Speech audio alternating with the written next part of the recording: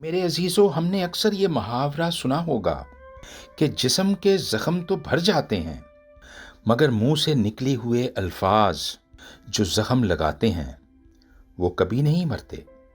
لیکن میرے عزیزو، یاد رکھیے کہ اب سے آپ نے اس محاورے کو اپنی زندگی میں کوئی اہمیت نہیں دینی اور نہ اس کو اپنے ساتھ کیری کرنا ہے، بلکہ اس کا اپ گریڈڈ ورژن اب یاد رکھنا ہے کہ منہ کے نکلے ہوئے یہ الفاظ جو دوران لڑائی ہم لوگوں کے لیے استعمال کرتے ہیں یا لوگ ہمارے لیے استعمال کرتے ہیں، وہ چند ہی گھنٹوں میں اپنی افادیت کھو دیتے ہیں اور سچائی کا اور حقیقت کا ان برے الفاظ کو جو استعمال ہوئے تھے حقیقت سے کوئی تعلق نہیں ہوتا۔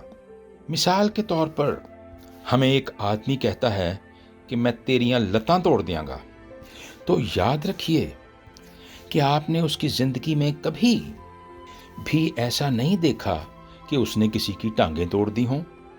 دراصل اسے دوران غصہ اس کی وکیبلری کمزور ہونے کی وجہ سے وہ الفاظ ہی نہیں مل رہے ہوتے جن سے وہ اپنے ان جذبات کا اظہار کر سکے۔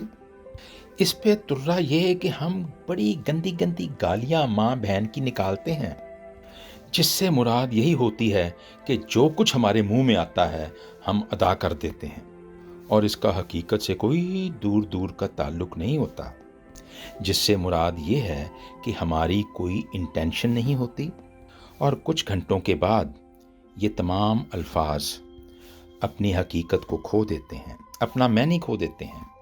اس میں کوئی شک نہیں کہ گالیاں نکالنے والا تو بیچارہ ہلکا ہو جاتا ہے اور اپنے دل میں افسوس بھی محسوس کرتا ہے، مگر ہم لوگ اس کو حقیقت سمجھ کر اپنے دل پر لگا لیتے ہیں۔ بہنوں اور بھائیوں میں، عزیزوں رشتہ داروں میں دوران لڑائی بہت سارے ایسے الفاظ استعمال ہوتے ہیں جن کا حقیقت سے کوئی تعلق نہیں ہے۔ سو میرے عزیزوں، یاد رکھیے کہ دوران لڑائی اپنے جذبات پر کنٹرول رکھیں، جذبات سے نہیں بلکہ ہوش سے کام لیں، اور جنہوں نے آپ کو برا بھلا کہا ان کو بھی معاف کریں۔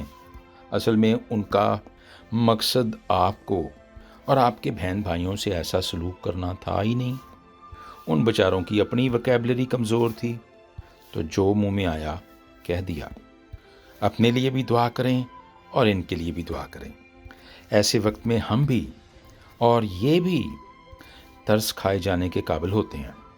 اسی لیے خداوند یسوع مسیح نے کہا تھا کہ غصہ تو کرو مگر گناہ نہ کرو۔ ایک دوسرے کو معاف کریں اور ہاتھ میں ہاتھ ڈال کر آگے چلیں۔ یہی ہمارے خداوند یسوع مسیح کی انجیل ہے۔ خداوند تیرا شکر ہو، آمین۔